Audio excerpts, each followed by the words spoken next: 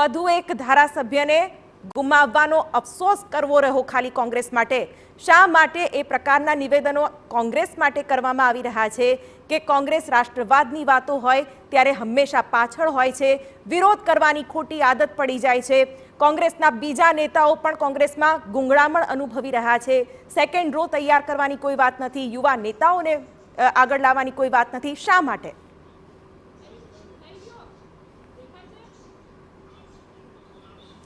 આપ જાણી રહ્યા છો કે જ્યારથી ભારતીય જનતા પાર્ટી કેન્દ્રમાં સરકારમાં આવી છે ત્યારથી પૂરા ભારત દેશની અંદર જુદા જુદા રાજ્યોમાં ચૂંટાયેલી સરકારોને તોડવાનો કોંગ્રેસની સરકાર હોય કે બીજી સરકારો હોય એમને તોડવાનો જ કામ કર્યો છે। અને હેનકેન પ્રકારે સરકારો લોકશાહી પ્રજાતંત્રમાં પ્રજાએ ચૂંટાયેલી સરકારો હોય એને તોડવાનો ક્યાંક ઈડી, ક્યાંક ઇન્કમટેક્સ, ક્યાંક સીબીઆઈ, દરોડા પાડવા, ભયનું રાજકારણ કરવું એ નીતિ એની હર હંમેશા રહી છે। જે પ્રજાના મૂળ મુદ્દાઓ છે આજે મૂળ મુદ્દાથી પ્રજાનું ધ્યાન ભટકાવવા માટે ભારતીય જનતા પાર્ટી આ પ્રયાસો કરે છે। આજે જ્યારે 2024નું લોકસભાનું ઇલેક્શન સામે છે ત્યારે એક વિધાનસભાની સીટ આમ જાય કે તેમ જાય એનાથી કઈ વિધાનસભાની અંદર કોંગ્રેસને કે ભાજપને કોઈ ફેર નથી પડવાનો। પણ આજે ખેડૂતોનો પ્રશ્ન છે, ખેડૂતોને આજે જે પાક ઉત્પન્ન થાય છે ખેડૂતોના પાકને ટેકાનો ભાવ નથી મળતો અને ખેડૂતો પાકને રોડ ઉપર નાખી દે છે, ખેડૂતો આંદોલનો કરી રહ્યા છે, એમને ન્યાય નથી આપતા। યુવાનોનો ફિક્સ પગારની અંદર શોષણ થઈ રહ્યું છે, એને યુવાનોની વાત નથી કરતા। યુવાનો શિક્ષિત થાય છે, MBA થાય છે, એન્જિનિયર થાય છે, ડિપ્લોમા કરે છે, એના મા બાપ લાખો રૂપિયા એને ખાનગી શાળા કોલેજોમાં ભણાવીને એને શિક્ષિત કરે છે, એને 10,000 રૂપિયાની નોકરી નથી મળતી। અને મને દુઃખ અને વેદના સાથે કહેવામાં આવે કે યુવાનો આત્મહત્યા કરી રહ્યા છે। આ પ્રશ્નો ત્યારે ઉઠાવશો જ્યારે રહેશો વિધાનસભામાં સંખ્યાબળ 17 નું 16 થઈ ગયું છે અને છેલ્લે ચિરાગ પટેલે મીડિયા સમક્ષ એવું પણ કહી દીધું કે બીજા મિત્રો પણ કદાચ રાજીનામું આપી શકે છે અને દર વખતની જેમ કોંગ્રેસ ક્યાંક ઊંઘતી ઝડપાય એવું ના બને।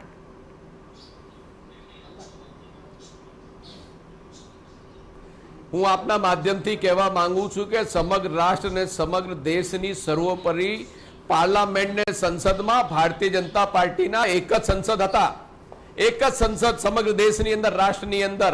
અહીંયા તો અમે આજે 17 માંથી 16 થયા છીએ, પાંડવો 5 જ હતા, પાંડવો 5 જ હતા। આ દેશની અંદર કોંગ્રેસ એક આઈડિયોલોજી છે, કોંગ્રેસ એક વિચારધારા છે અને કોંગ્રેસ લોકોના પ્રાણ પ્રશ્નોને, લોકોના સુખાકારી માટે, લોકોના હક અને અધિકારો માટે લડતી રહેશે અને લડતી આવી છે।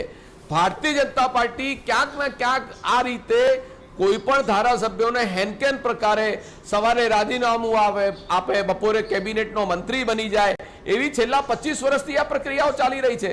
તોય કોંગ્રેસ સંકમન છે। અમારા ત્યાં કાર્યકર્તાઓ, હજારો કાર્યકર્તાઓ છે। આજે જે ધારાસભ્યશ્રીએ રાજીનામું આપ્યું છે ત્યાં પણ અનેક લોકો ટિકિટ માંગનારો હતા। આજે 20 વર્ષથી કોંગ્રેસ એમને સારી લાગતી હતી તો શેના માટે કોંગ્રેસમાંથી એ ધારાસભ્યની ટિકિટ લઈને ધારાસભ્ય બન્યા? એ વખતે જ એમને ભાજપમાં જવું જોઈએ। જ્યારે તમે કોંગ્રેસમાંથી ચૂંટાઈ જાઓ છો, કોંગ્રેસના મેન્ડેટ ઉપરથી ચૂંટાઈ જાઓ છો, પ્રજા તમને કોંગ્રેસમાંથી ચૂંટાઈને મોકલે છે અને પછી તમે ભાજપમાં જાઓ છો, ત્યાર સુધી કોંગ્રેસ સારી છે, કોંગ્રેસ દૂધે ધોયેલી છે અને કોંગ્રેસ દેવ થઈ ગઈ છે। ત્યારે તમે જે ઘર છોડો છો તો એ ઘર છોડવાના તમારી પાસે તમે કોઈ આજકાલનો કિસ્સો નથી, આ આજકાલનો કિસ્સો નથી હિંમતસિંહભાઈ। હાર્દિક પટેલે પણ જ્યારે રાજીનામું આપ્યું હતું ત્યારે આ જ પ્રકારના નિવેદન હતા કે ભાઈ ચિરાગ પટેલ સુધી જેટલા MLA કે જે કોંગ્રેસ છોડી ચૂક્યા છે એ તમામે આ જ વાત કીધી છે। કેમ રાષ્ટ્રહિતની જ્યારે વાત આવે ત્યારે પહેલું નામ ભાજપનું સામે આવે છે અને કોંગ્રેસ દૂર દૂર સુધી માત્ર વિરોધ કરતું હોય એવું જ દેખાય છે। કલમ 370ની વાત પણ ઉઠાવી છે, એટલે તમે વિચાર કરી લો, લોકસભાનો સીધો મુદ્દો ચિરાગ પટેલ પોતાના નિવેદનમાં કહીને ગયા છે કે કોંગ્રેસ એમાં પણ પીછેહટ કરી રહી છે।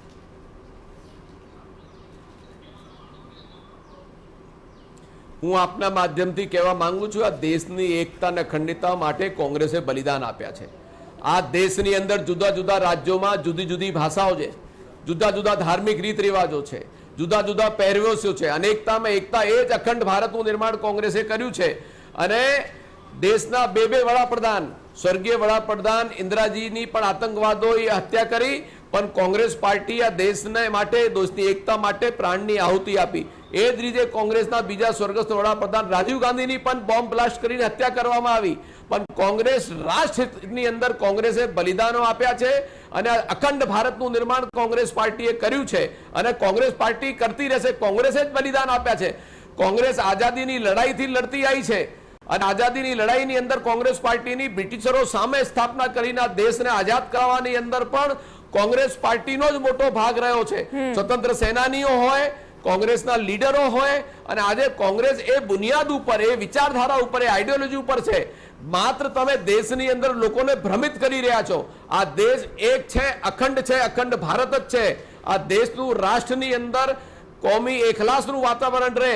હમણાં કન્યાકુમારીથી કાશ્મીર સુધી રાહુલ ગાંધીજીએ ભારત જોડો યાત્રા કાઢી અને એ ઠંડી હોય, ઉનાળો હોય, ચોમાસું હોય, ગરમી હોય, એક ટી શર્ટ ની અંદર ગામે ગામે લોકોની વચ્ચે ફરીને એને લોકોના પ્રશ્નોને વિચારધારાની વાત કરી રહ્યા છો. વિચારધારા રાતો રાત બદલાઈ જાય છે. વિચારધારા રાતો રાત બદલાઈ જાય છે અને તમારા જ નેતાઓ તમારી વિરુદ્ધ બોલવા લાગે છે.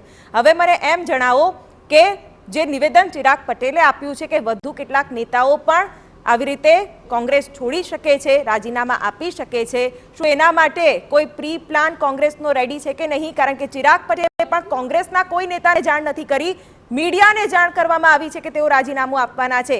ક્યાંક તમે ફરી કોઈ ચોંકાવનારી કે આશ્ચર્યચકિત કરનારી સ્થિતિમાં ના મૂકી જાઓ.